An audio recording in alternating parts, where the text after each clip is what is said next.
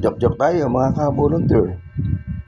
Mayroong isang paligas sa isang barangay na talagang parehas magaling yung kupunan, dalawang kupunan. Talagang palakpakan yung mga tao. Hanggang sa bandang huli, umalagwa yung kabilang kupunan. Lumamang ngayon ng 10. At pabalik hanggang lumamang ulit ng 15. Hanggang sa malapit na yung ilang minuto na lang.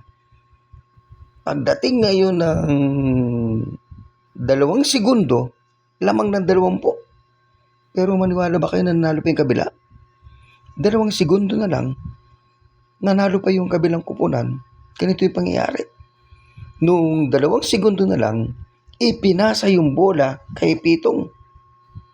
Tumira si Pitong ngayon ng 3 points. Pumasok. Sumigaw yung referee. Pitong 3 points! Ayun, naging 21. Yung isa, joke lang. Nanalo pa yung kabilang kupunan.